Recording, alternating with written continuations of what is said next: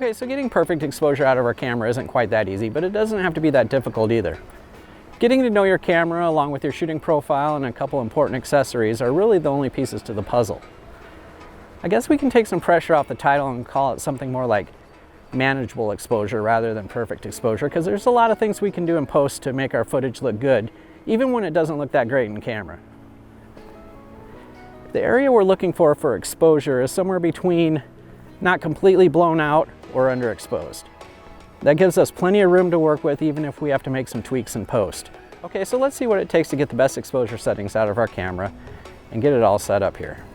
I'm using the Sony FX30 in Cine EI mode, which is essentially auto exposure that needs some babysitting. And the only extra tools I'm going to need is a variable ND filter and an external display screen.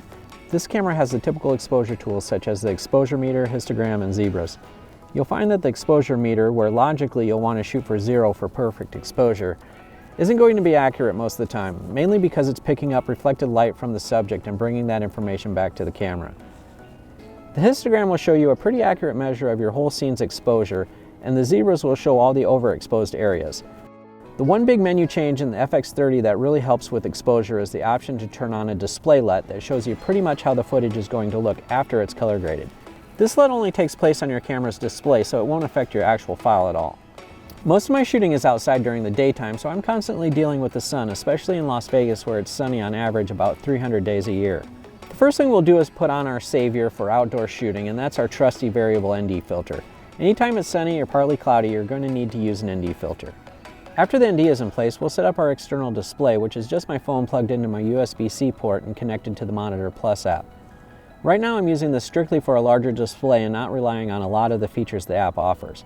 The display on my phone and the small camera display are really close, so that gives me a little confidence in what I'm seeing on the external display. I like to go out during a few different days with different lighting, like full sun, partly cloudy, and full cloud cover, and run some test footage. While I'm shooting, I'll just record some audio at the start of each clip saying the settings on the camera and the lighting situation. On this first clip, you can see the exposure says it's overexposed at plus 1.3, even though the display on my screens looks dark and the histogram is leaning towards the left. The second clip is getting a little higher on the exposure reading and the screen displays are looking pretty good, and the histogram is inching towards the center.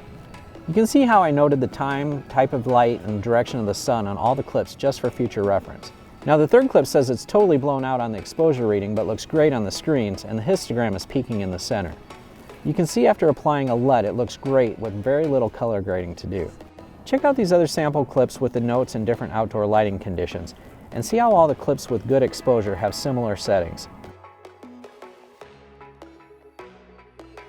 In these clips, the camera and most of the subject has the sun blocked by a bunch of palm trees, so the exposure reading on the camera isn't getting a bunch of reflected light, but the readings are still a little higher than needed. There's a lot of information hidden in the shadows on this shot, so I'm going to look for a little brighter display and my histogram leaning a little more to the right. I probably didn't need an ND filter on these clips, but it helps smooth out the falling water and gives a more natural look. I also recorded at 120 and 60 frames per second to see if it affected the exposure, and I changed my aperture to 2.8 to allow more light in. I also changed the focal range of my 18 to 50 millimeter lens. Notice the detail of the rocks on the final clip at 50 millimeters and 60 frames per second.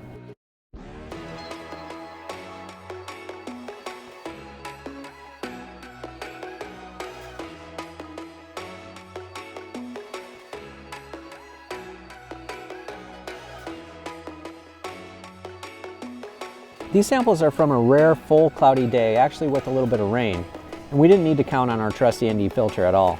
It's a pretty dark and gloomy day and there's really no detail in the clouds or anywhere really, so I'm just going to be counting on my histogram and the display on my screen for this shot.